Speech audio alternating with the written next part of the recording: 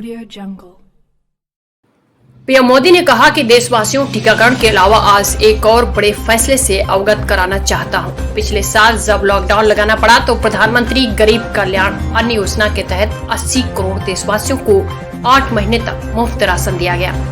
दूसरी वेव के कारण मई और जून के लिए भी ये योजना बढ़ाई गई। आज सरकार ने फैसला लिया है कि इस योजना को अब दीपावली तक आगे बढ़ाया जाएगा। सरकार गरीब की हर जरूरत के साथ उसका साथी बनी है। नवंबर तक 80 करोड़ गरीबों को तय मात्रा में मुफ्त अनाज उपलब्ध होगा। यानी किसी भी गरीब भाई बहन को उसके परिवार को भूखा नहीं सोना पड़ेगा। पीएम मोदी ने कहा कि केंद्र और राज्य सरकार मिलकर नई गाइडलाइन के अनुसार जरूरी तैयारी कर लेगी। संयोग है कि 21 जून को ही अंतर्राष्ट्रीय योग दिवस भी है। 21 जून सोमवार से देश के हर राज्य में 18 साल से ऊपर के लोगों के लिए भारत सरकार राज्यों को मुफ्त वैक्सीन उपलब्ध कराएगी।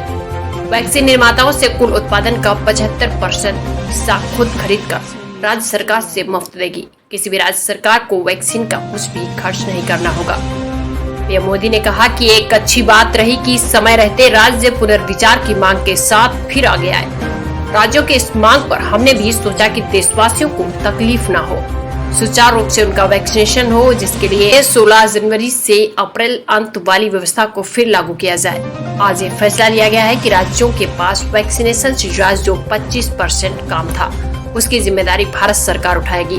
ये व्यवस्था 2 हफ्ते में लागू की जाएगी।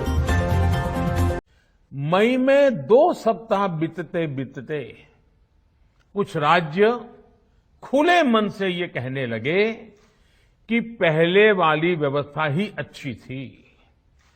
धीरे धीरे इसमें कई राज्य सरकारें जुड़ती चली गई। वैक्सीन का काम राज्यों पर छोड़ा जाए।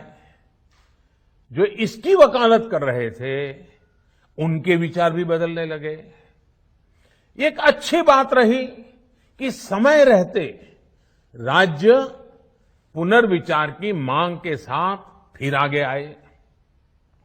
राज्यों की इस मांग पर हमने भी सोचा कि देशवासियों को तकलीफ ना हो, सुचारू रूप से उनका वैक्सीनेशन हो। इसके लिए 1 मई के पहले वाली यानी 1 मई के पहले 16 जनवरी से अप्रैल अंत तक जो व्यवस्था थी, पहले वाली पुरानी व्यवस्था को फिर से लागू किया जाए। साथियों, आज ये निर्णय लिया गया है कि राज्यों के पास वैक्सीनेशन से जुड़ा जो 25% काम था उसकी जिम्मेदारी भी भारत सरकार उठाएगी। ये व्यवस्था आने वाले 2 सप्ताह में लागू की जाएगी। इन 2 सप्ताह में केंद्र और राज्य सरकारें मिलकर नई गाइडलाइंस के अनुसार आवश्यक तैयारी कर लेगी।